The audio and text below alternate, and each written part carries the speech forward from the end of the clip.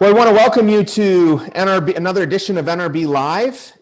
We're glad that you are with us. I'm Dan Darling, Senior VP at NRB, National Religious Broadcasters, which is the largest association of Christian communicators from television and radio all the way over to digital and film, and quite a few activists and advocacy organizations, as well as content creators and agencies and a whole lot of different types of creative people. We're glad that you've joined us for another edition of NRB Live. If you are interested in seeing our previous NRB Lives, where we've talked to people like Albert Mohler or J.D. Greer, Dallas Jenkins, and many others, you are free to go on YouTube or Facebook and check out those archives. Those are up there, and some really important and helpful things.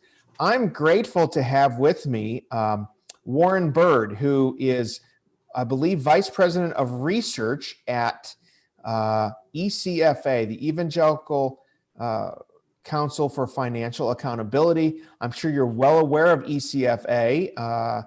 Many organizations, many of our members are ECFA members, and they do a great job in helping keep organizations accountable and really offering help on best practices for leadership and financial practices. Warren is someone that I've paid attention to for a long time. He has been an expert on a number of things, trends that are in the church, leadership practices. He's authored or co-authored about 33 books and quite a few research reports. You have probably read a lot of his stuff. He's a pastor as well, or former pastor at least, and has worked at the Leadership Network and other places. So I'm just delighted that we've been able to partner with ECFA for this online webinar today. I hope all of you are watching. If you have questions for Warren while he's making his presentation, please don't hesitate to write them in the YouTube or Facebook comment section. We'll try to get to them if we can at the end of our time here. But just grateful to have Warren Bird with me. Warren, thank you for joining us today here at NRB. Hey, thank you so much. That was a stellar introduction, and we prayed just before we went on air that God would speak through even me. We're going to talk about how to lead wisely, and I just want to remind you, we may rate the pandemic very low, and something we hope we never do again. But all of us have been reading our Bibles during the pandemic and noticing words like pestilences and plagues and all that. And these are not new for God or God's people. And his wisdom has come through in leaders who are especially needed for such a time as this. And so we want to explore a little bit of background today that I hope will help you make wise leadership decisions. So here's where we're going to go. I'm going to highlight something that ECFA just co-released called Megachurch 2020. That kind of will help you know what some influential churches in the country, the directions that they're going, even in the pandemic. Then I'm going to preview ECFA. This is actually the first time anyone has spoken of it. So, and I just got the last slide like minutes before we go live. So you are truly seeing fresh off the press, our ECFA State of Giving 2020 that will formally release on December 3rd with a webinar and presentation. I'm also going to preview in these brief moments together our latest pandemic report. We've asked about finances of Christ-centered churches and ministries across the pandemic, and have yet another report coming out again on December 3rd. And I'll tell you how to get that. And then I'm going to highlight a little bit from other recent nonprofit and church financial trends, all with hopes that facts are our friends. And the more tools I can give you, the wiser you can be in your leadership. And then, as Dan Darling said, we're going to have some Q&A. So even now, feel free to voice questions, and they'll pull them and we'll come back to them. So first, Megachurch 2020, it actually turned out to be the nation's largest study of large churches and virtually finished just before the pandemic hit. So it was not only timely, But if I can summarize what one commentator said about it, that healthy, thriving organizations change before they need to change, and other organizations, non-growing organizations, avoid it until they're forced to change, and even then they don't change. So one reason I'm showing you the Megachurch 2020 report is it helps you see the pivots, to use one of 2020's most popular words, that large churches have made and are making into the pandemic. And that's already available. It's a free download for you at ecfa.church/surveys, plural. So let me show you a few of the findings. First, mega churches are growing, and often at very fast rates. You can see how many are growing at, we did a 5-year growth track record. First of all, overall, 3/4 of mega churches, that's churches of 2,000 attendance pre-pandemic and higher on any typical weekend, they're growing, which is just the opposite of the typical churches in the United States. About 80%, 85% are plateaued or declining. So it's kind of a different animal. It's not just for baby boomers. We've tracked that there's a whole new generation coming up, and more relevant to today, large church leaders were influencers and thought leaders before the pandemic, and they are proving to be likewise during the pandemic, not just in sharing resources with churches of all other sizes, but in helping navigate, how do we proclaim Christ? How do we gather God's people if we can't do it in person? How do we help people grow spiritually during the pandemic? That there have been a lot of voices that have helped set the pace that many other churches have learned from. So let me give you just one example. The next slide shows 2 ways that about small groups. The left-hand slide asks, how central are small groups to your strategy of Christian nurture and spiritual formation? And we've actually done this survey of large churches every 5 years, from the year 2000, 2005, 2010, 2015, and now 2020. And look at the dramatic increase in the centrality of small groups. And then the right-hand side shows just one correlation of a healthy small group system is that the church tends to grow. Another, which I won't show you in slides, has to do with financial giving, has to do with volunteering, has to do with many other signs of engagement, that those churches that figured out how to do small groups well during the pandemic will be the ones, churches of all sizes, that have figured out how to do small groups for their members and looking outside of their membership through those small groups. Those who figured out how to do that during the pandemic will, I believe, be the ones to emerge the most healthy from the pandemic. So that's just a glimpse at what's happening in larger churches. Now I'm going to shift gears and highlight, because we're just giving you a taste of a few things to show different aspects of leadership. ECFA, Evangelical Council for Financial Accountability, every year does something called the State of Giving Report, where we look at different audited financial statements and say, okay, how has giving to churches and Christ-centered ministries changed in the, from the previous year to the present year?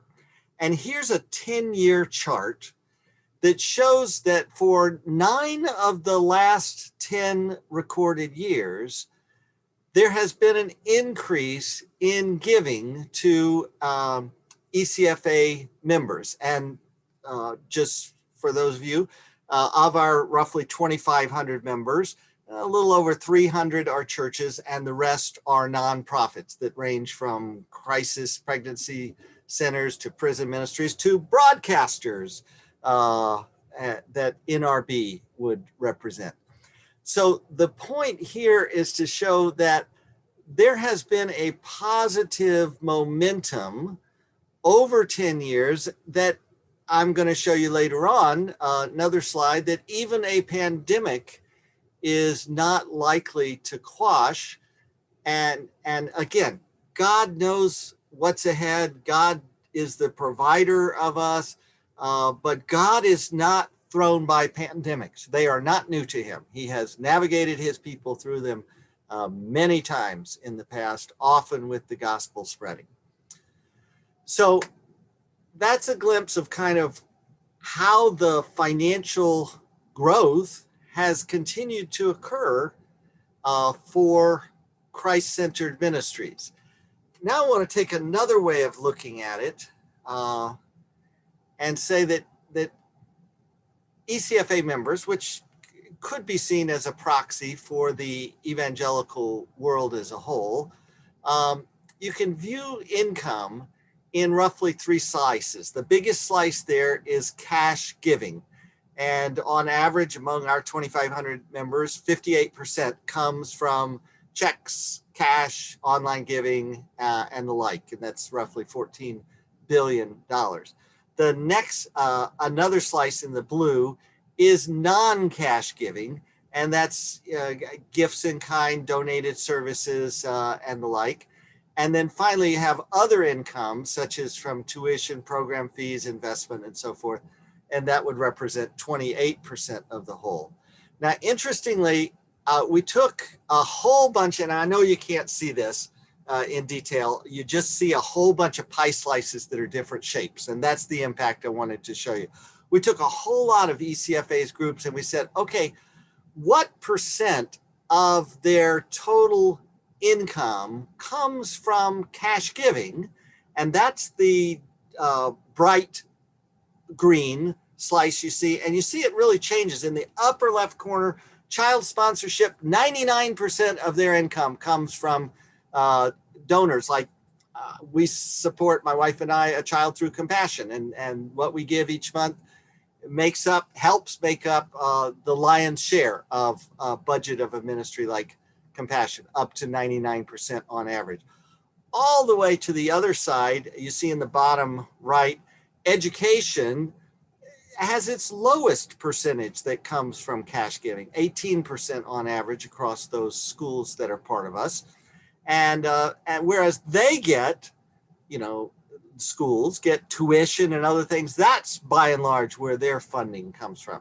So you're looking at different types of income streams that impact churches and especially nonprofits as they vary.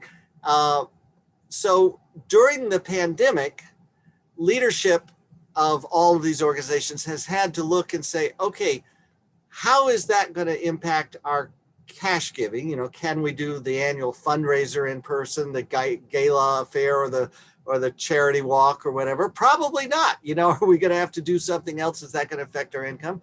But on the other side, are we in non-cash giving or other income sources going to be able to increase?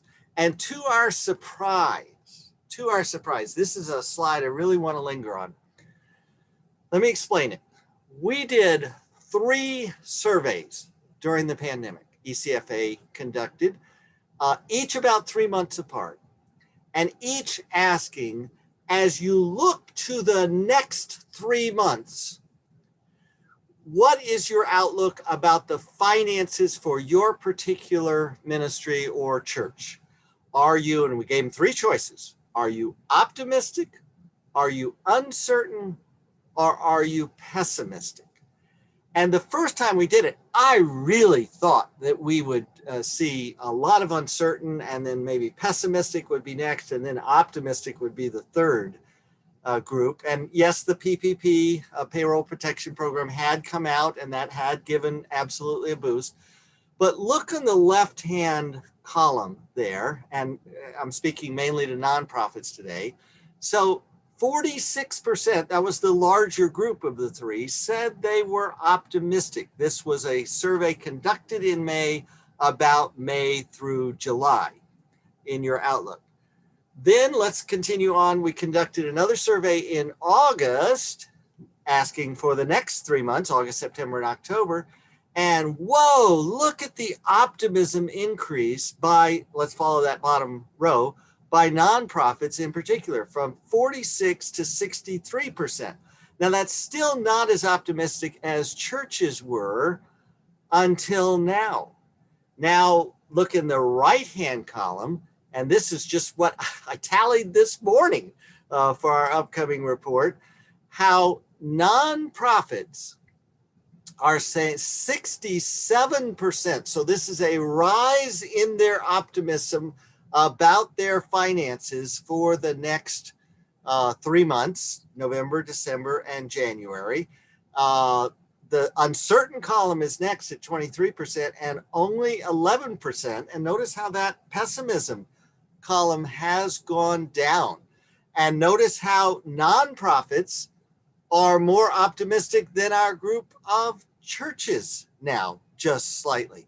So those of you who are watching this, just say, I'm looking for wisdom for what is ahead. Again, only God knows for sure, but the tenor is that we have seen an optimism level throughout the year, checked in quarterly, that at least for nonprofits has increased, which is really powerful. And I did look at the segment, I just isolated out media. That would be TV ministries, radio, and internet ministries that are ECFA members. And there were 20 some odd that responded to the survey.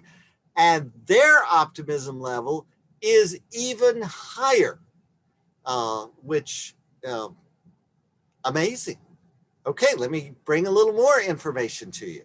So we did this, the survey or the report that's coming out December 3rd, and we called it Defying the Odds, that giving grows despite the pandemic. And let me show you just a few of the findings. We're going to look at two slides here. First, we gave them like 6 choices. When you compare January to September 2020, this year, with January to September 2019, so same time period, first 3 months of this year and first 3 months of last year, looking specifically at cash donations, giving for churches might call it, in the offering plate for the church version, how has it been? And we gave them like 6 choices. Is it higher? Is it the same? Is it less? So these are going to be, in this slide, the higher or the same. Look at the right-hand column. In the 60% said the same or higher as last year. That absolutely surprised me. Wow, what news. What a rebound or comeback or provision of God through this. I don't know what to call it, but this is a strong voice to say, yes, now it's only in the 60s. There are some that are hurting, and we're going to get to that. But the majority are saying yes. Now, I did separate out media ministries, again, the 25 or so that responded to the survey from TV, internet, radio. And look at them. 87% said the same or higher for this year, year to date through September, as last year. Now, just to balance it out, again, we're looking at cash giving, and next slide is going to stay with cash giving, but this is the lower slide. Okay, so 60 some odd percent said higher. What about the 30 some odd percent that said lower? And here's the breakdown here. And my encouragement is, I actually broke it down by saying, okay, if it was lower, was it like just 1 to 10%, or was it 11 to 20%, or 21 to 30%? And the vast majority of people are either in the 1 to 10% lower or the 11 to 20%, which says that 4 out of 5 ministries are saying that this year compared to last year was either the better, higher, the same, or within 10% of last year. Wow. And again, I did it for media ministries, And because they were so high on the other side, of course, not much response there. Now, these two slides were cash giving. I got two more for you, and that's other revenue, other than cash giving. So, tuitions, sponsorships, registrations for camps or whatever. Now, that was not as robust. So the crew that said same or higher was just under half the people surveyed said that our other income was the same or higher. And likewise, I'll go to the final slide in this collection, just slightly over half said it was lower. But here again, you have some that are pretty under low, but now look at the final column, the more than 40%. Wow, a lot. That group, that 15% or so, really is feeling the impact of the pandemic financially. That's the challenge. And that's where leadership has to ask a different set of questions. All right, so let me give you some summary observations from outside of our own surveys, and then I'm going to turn it back over to Dan Darling for our Q&A. Giving USA, which has for 80 years tracked giving to every arena, so the whole charitable pie, the $400+ billion that Americans give individually, corporate-wise, and otherwise to charity, this is what they track. And they do it by about 10 different segments, by education, the arts, and the environment, and so forth. And here's what they say about the religion segment. They say, donors to religious organizations are more consistent compared to others more impacted by the stock market and other events.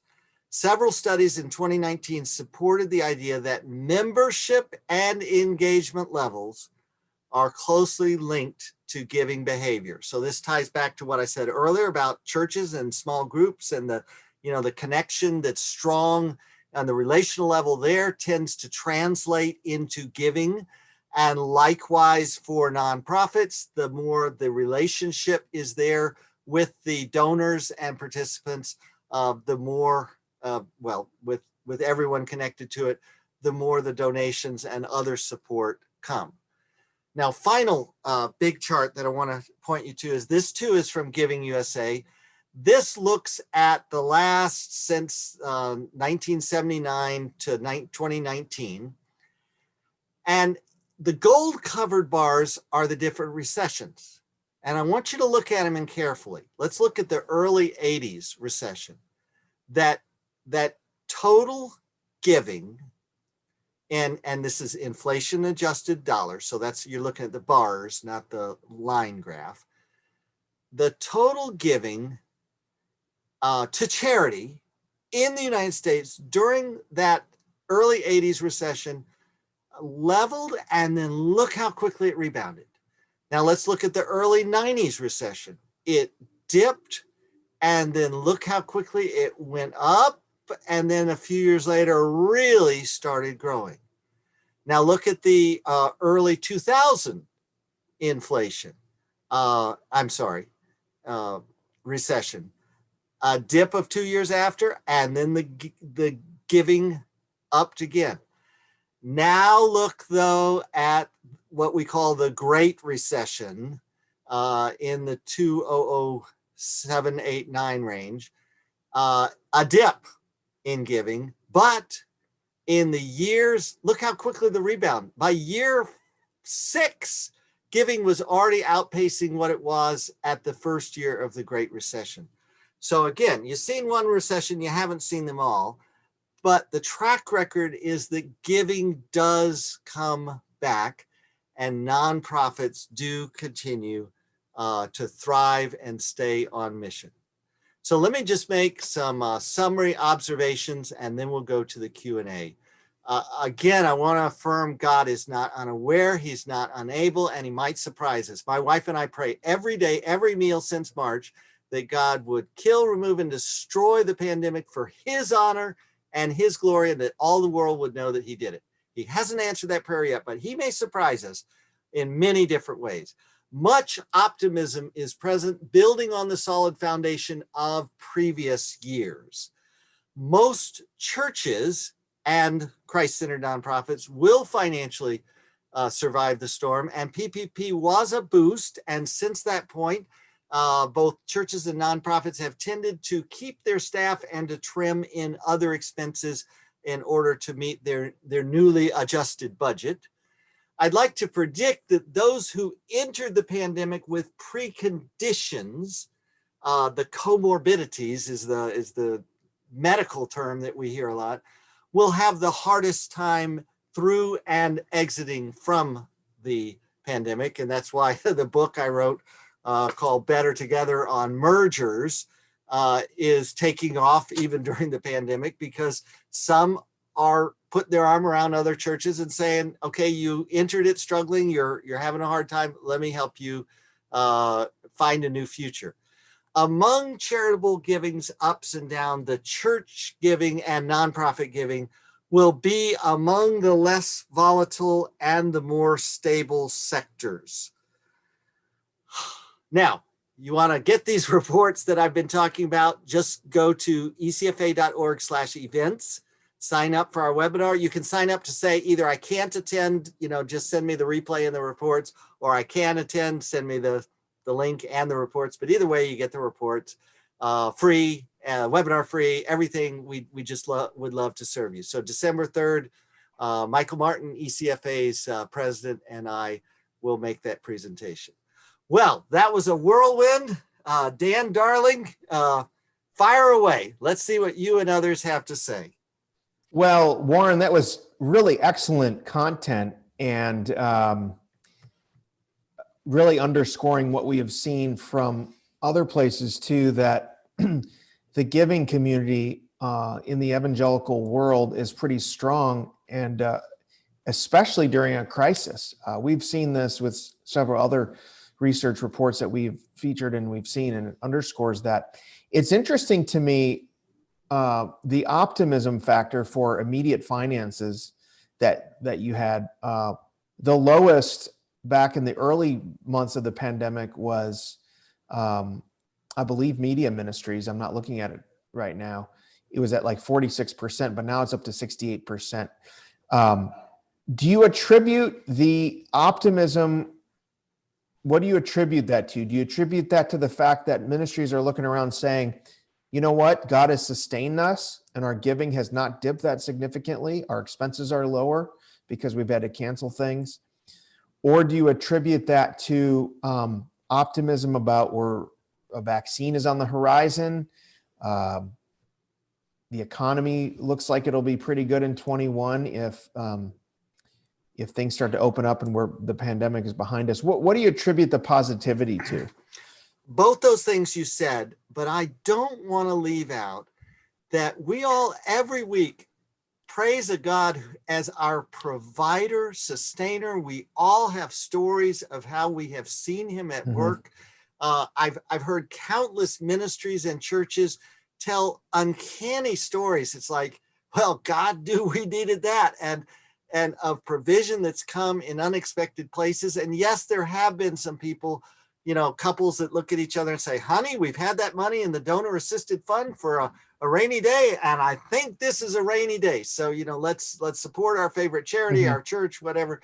So I don't want to underestimate the fact that people are looking to God and he's wanting to provide through all the ways, and then a few surprises that you've been describing. Yeah, it's really good. And I also was very just pleasantly surprised to see people's optimism about what the future, but also the fact that they're giving. It looks like this year will be at the same level as 2019 or higher. And if you think about the end of 2019, the economy was roaring at a pace that it probably hasn't in 50 years. If you think about end of 19 going into 20, think about unemployment was at under 4%. So if ministries going into end of 20 are at the same levels or even higher, I mean, that is not what I think people expected back in March when we were really fearing the worst of this pandemic. I totally agree. And you use the word unemployment, and every church and others are reaching out to people that are in job transition. But there's also the underemployment where people had multiple gig jobs, and were piecing together for their total income, and some of those things have fallen apart or declined, and yet God's people seem to have been remained faithful in putting him first in their giving from whatever they have. And that's just touching and inspiring. Yeah. And I do want to ask you, some of our ministries are sustained throughout this because of the stability of their giving base. My guess is of the ministries that are maybe in the lower percentile that maybe are not doing as well, or maybe not as optimistic, would be ministries that are based on live and in-person events, like in-person events where revenue comes from those sources. I think of, all sorts of things. So my guess is those are the trouble spots that hopefully will come back in 21. Yeah, of the ECFA has tracked a whole bunch of different ministry segments, and the ones that often are the most hurting are the group you mentioned, those that do conferences. They pivoted to online, but not the same income, not the same momentum, it's not the same. Camps, interestingly, we're dealing with the whole country. Some just absolutely feared the worst during the shutdown, and many have rebounded, but that whole sector felt the pinch. Education is feeling the pinch. Christian colleges, meaning, and probably more so than others. So you do have different segments that often have parallels in the greater world, where their counterparts are hurting as well. That's good. I have a couple more questions for you, if that's okay. Of course. If you could, what are 2 or 3 best practices you have seen organizations take during this time? 2 or 3 leadership practices or best practices, not just for financial stability, but for overall leadership of their organization in crisis. Okay, so I just don't want to assume your prayer base and you're listening to God by reading scripture. I just, that is all the more central for right now. So don't do anything else if that's not a solid piece in your ministry and involving prayer partners. Closely related to that is communicate and over communicate. So many times you just assume that everybody knows how we're doing or hurting or whatever. And you don't want to surprise. Well, we're having to shut down this ministry because the funding just didn't come in. You don't want that ever to be a surprise. Now, you don't want to be, the person who's always highlighting the trouble we're in. You want to balance that with the ways God is doing changed lives in whatever context because that's the bottom line for a nonprofit and a church, not dollars, but lives changed for Jesus Christ as disciples are won and made and developed. But don't under communicate. And if you think you're communicating just about enough, you're probably not communicating enough. Finally, develop multiple budget scenarios. Now, and many have done this during the opening months of the pandemic, but I don't think it's time to quit doing that now as you're projecting the next months and the next year. You want to say, if giving continues at our present level, what would we do? If giving increases, what would we do? And if giving decreases, and you want to continually be navigating those to make wise decisions, even as you have your board and other planning meetings, by video and everything else. That's so essential to be constantly monitoring and constantly revising as necessary. Couple of questions. I want to go back to some of the megachurch data that you had that I thought was interesting, because I think it applies not just to megachurches, but to really some of our ministries, which are based out of a mega church. And that's why I gave the small groups. That is applicable to every Right. church of every size. As you build the strength of those and robust and spiritual vitality in there, that's going to hold you through the pandemic and help your outreach even during the pandemic. Mm-hmm. And a lot of our ministries are based on, come out of mega churches. So I think it's applicable, especially our media ministries. But I've been thinking about this for a while, Warren, and I wanted to just get your thoughts on this theory. Just looking at the trajectory with where we are, where the vaccines are, where it seems things are going.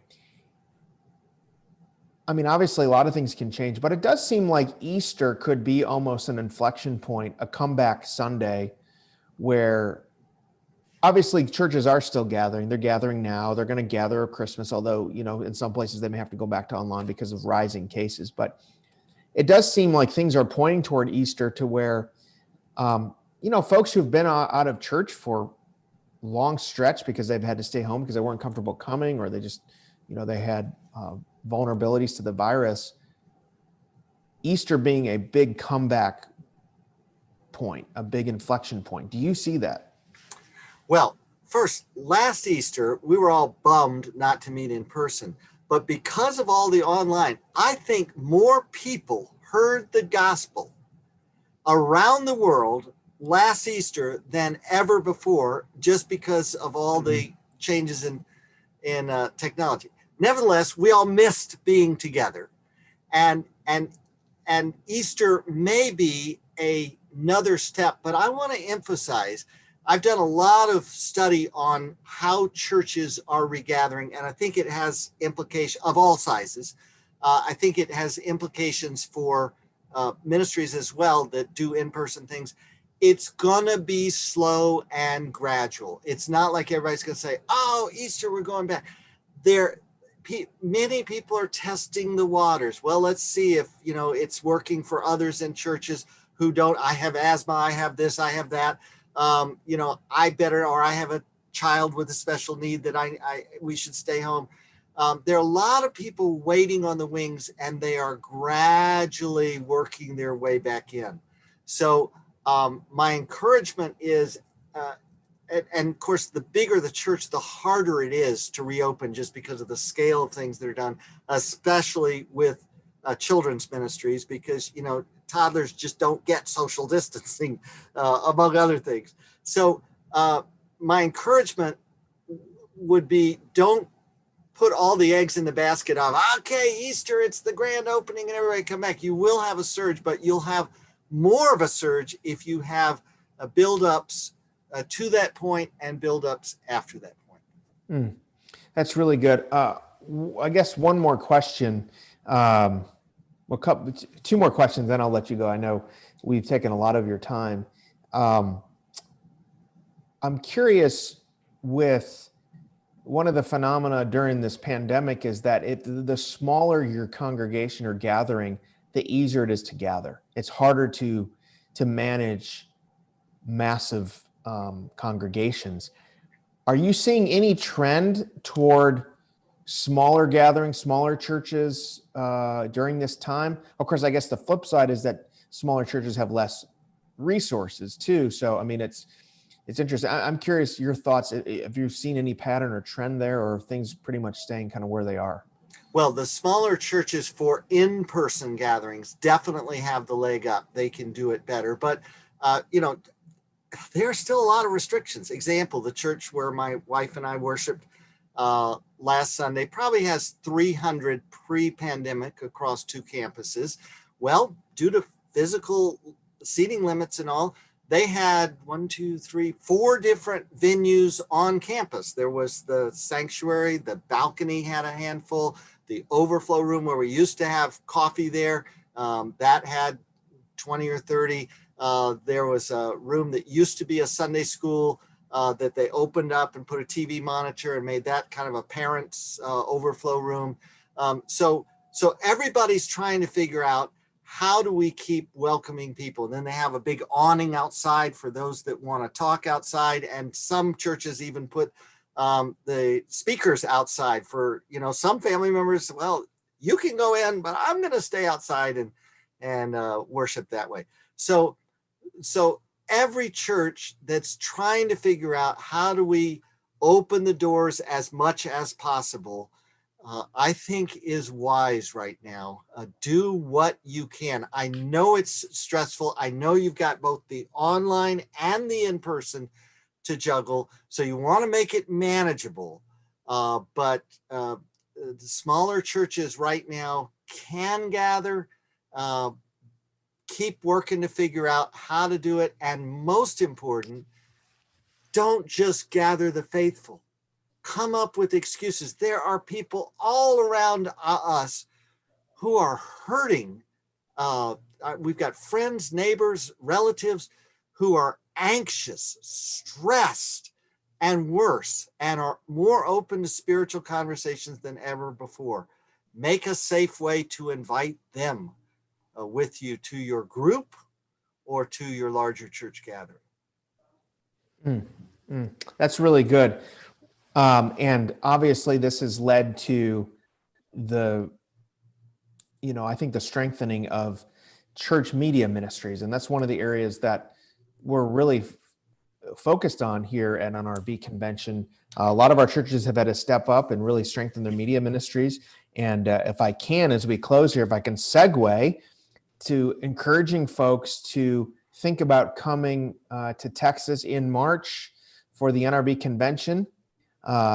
We are going to have our usual lineup of really great content and equipping for people across a range of media, from radio and TV all the way to film and to digital. But one of the areas we're really strengthening is church media, because we know that there's a lot of churches that had to sort of cobble this together during the pandemic. But even as seem like we're rounding the corner, want to continue that digital ministry even as people gather. So I want to encourage folks to consider coming March 16th to the 18th. Dan, Texas. let me just add an amen to that, because see, right now, so many churches immediately pivoted to kind of a rebroadcast of the service.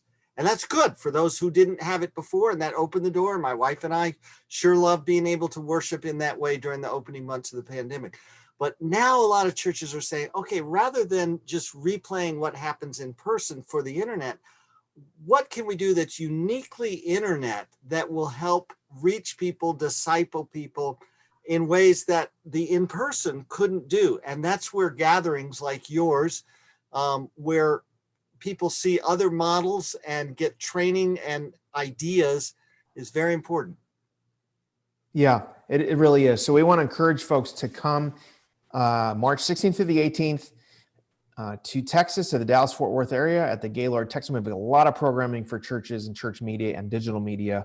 You can go to nrbconvention.org. We're still in the early bird season, so you can get a good rate there and get a good rate on hotel. We expect to have a really great presence, and it's going to be really good for us to gather again. We feel like March is a great window. We're going to do it safely. We're going to, with all the guidelines from the hotel and from the local authorities, we want to encourage that. But I want to just thank Warren Bird again for joining me, and really helpful research, and for ECFA and the good work that you do in helping our ministries follow best practices when it comes to financial accountability. So thank you, Warren, for being here. And I want to thank all of you for joining us today. And again, if you caught us late and you didn't get to catch the whole